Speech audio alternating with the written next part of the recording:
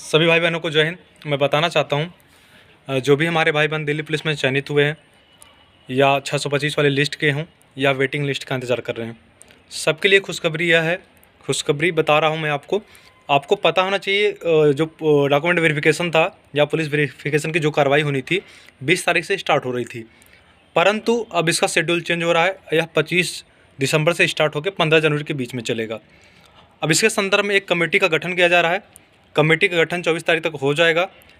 Committee के गठन होने के बाद 25 तारीख को आपको बुलाया जाएगा और एक लिस्ट जारी की जाएगी। लिस्ट में यह मेंशन रहेगा आपको किस तिथि को आना है। ठीक है, यह जो भाई मेडिकल के लिए चयनित हो चुके हैं, जो हमारी बहनें चयनित हो गई हैं, उनके लिए है। अब यह भी हो सकता है चूँकि अब समय बढ़ा है, जो 625 वाले लिस्ट में चयनित हुए हैं, जो विचाराधीन है, इस समय के दौरान हो सकता है कि 625 वालों को जो लिस्ट में है उनका मामला क्लियर हो सकता है। मैं फिर से बता रहा हूँ, समय अगर बढ़ाया गया है, आपको पता होना चाहिए कि आपकी कार्रवाई हो रही है। इस बीच में हो सकता है 625 वालों की लिस्ट की जो कार्रवाई है पूरी हो जाए, उसके बाद 625 के लिस्ट में जो चयनित होंगे, जो उसमें से चयनित होंगे, उनको 15 तारीख के बाद बुलाया जा सकता है।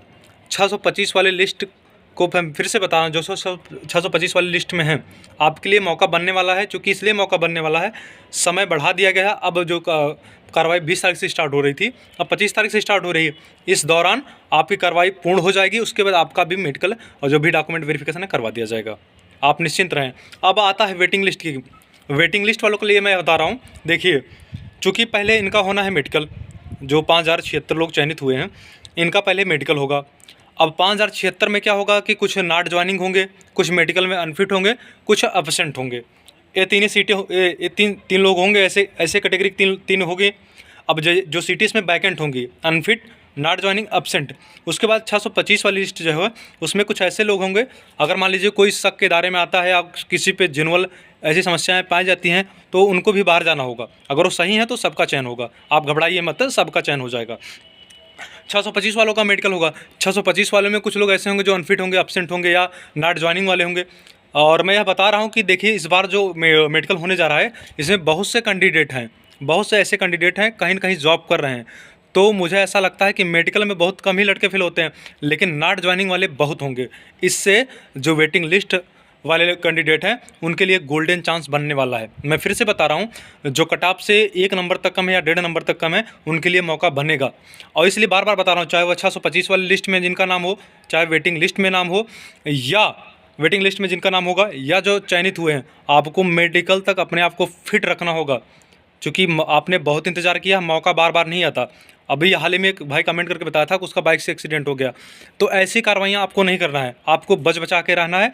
समय आपके पास बिल्कुल नहीं, और जल्द ही मेडिकल कार्रवाई होने के बाद आपकी ट्रेनिंग कराई जाएगी।